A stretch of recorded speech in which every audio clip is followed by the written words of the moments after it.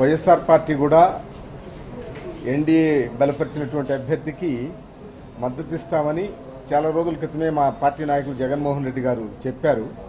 ప్రధానమంత్రి గారిని కలిసిన సందర్భంలో ఆయన చెప్పడం జరిగింది.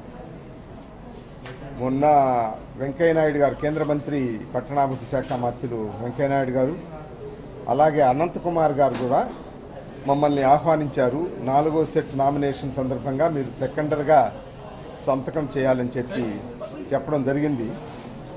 అదే సందర్భంలో మరి మా పార్టీ నాయకులు జగన్మోహన్ రెడ్డి గారి ఆదేశాల మేరకి, వారి ఆహ్వానం మేరకి నేను ఇక్కడ రావడం జరిగింది. ఇప్పుడు 4th set of nomination papers ఈరోజు ఆఖరి దినం. వెంకయ్యనాయుడు గారి ప్రపోజరు, నేను సెకండర్గా, వారు ప్రపోజళ్ళు తర్వాత 59 మంది ప్రపోజల్ లిస్టులో ఉన్నారు. సెకండ్ చేసిన వ్యక్తి నేను, నా తర్వాత 59 మంది వ్యక్తులు అందరూ సంతకాలు చేసి ఈరోజు nomination papers secretary general Lok Sabha వారికి ఇవ్వడం జరిగింది. చాలా సంతోషం. మరి రాష్ట్రపతి ఎన్నికల సందర్భంలో మా పార్టీకి కూడా ఒక అవకాశం ఇచ్చి సెకండ్ చేసేదానికి అవకాశం కల్పించేందుకు నేను దానిలో పాల్గొన్నందుకు నేను అదృష్టంగా భావిస్తున్నాను.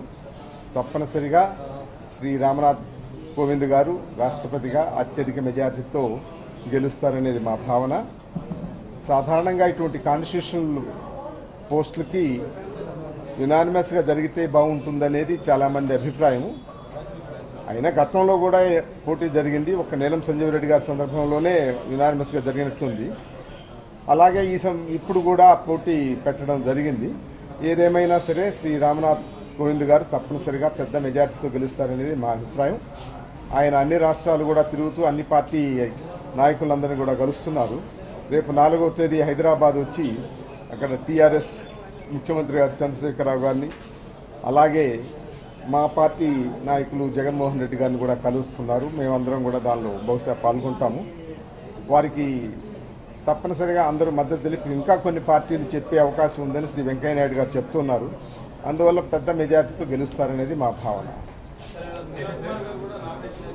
ఎవరు? అవును అవును ప్రతిపక్షాల తరఫున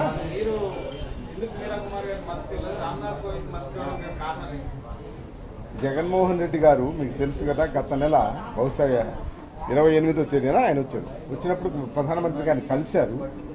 ఆ సందర్భంలో ఆయన బయటకు వచ్చి చెప్పడం జరిగింది, ఎన్డీఏ అభ్యర్థిని మద్దతు ఇస్తామని చెప్పడం జరిగింది. అప్పటికి అభ్యర్థి పేరు కూడా చెప్పలేదు. ఎవరు అభ్యర్థి అయినా మేము మద్దతు ఇస్తామని చెప్పడం జరిగింది.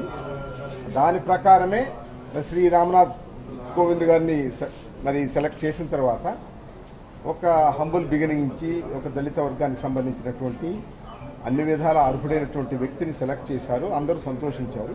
అదే సందర్భంగా మరి మా పార్టీ కూడా జగన్మోహన్ రెడ్డి గారు కూడా తప్పనిసరిగా మద్దతు ఇస్తామని చెప్పి మరి ఇప్పుడు ఈ నామినేషన్ ఘట్టంలో కూడా నన్ను పంపడం జరిగింది.